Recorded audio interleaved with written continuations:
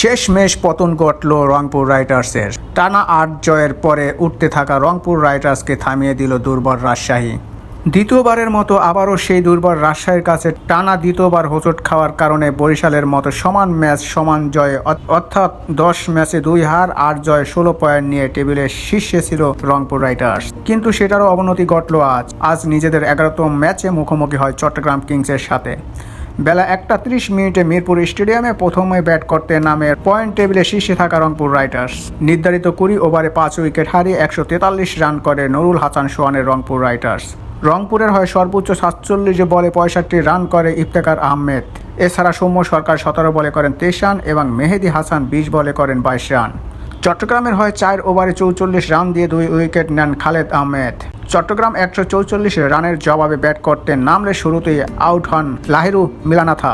দলীয় ১১ রানের মাথায় ১২ বলে ৬ রান করে আউট হন। গ্রাম কল্ক ১২ বলে ১৫ রান করে আউট হন। এরপরে বড় ইনিংস খেলেন পারভেজ হোসেন ইমন, ৪৩ বলে করেন ৪১ রান। এছাড়া পাকিস্তানের হায়দার আলী ১৮ বলে খেলেন ৪৮ রানের বড় একটি জড়ো ইনিংস এবং ৬ মেরে চট্টগ্রামকে জয় উপহার দেন। ৭ বল হাতে রেখে চট্টগ্রাম কিংসকে জয় এনে দেন এই ব্যাটার।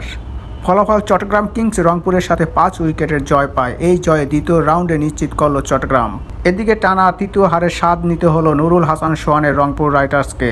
এই হারের সুবাদে ১ নম্বর থাকা দলটি রংপুর রাইডার্স এখন বরিশালের নিচে নেমে ২ নম্বরে অবস্থান করছেন পয়েন্ট টেবিলে। দর্শক, এই ছিল আজকে আমার ভিডিওতে। আমার ভিডিওটি যদি ভালো লাগে অবশ্যই আমার ভিডিও সবাই লাইক কমেন্ট শেয়ার করে আমার সাথে থাকবেন। ধন্যবাদ সবাইকে। দেখা হবে পরবর্তী কোনো ভিডিওতে। আল্লাহ হাফেজ, আসসালামু আলাইকুম।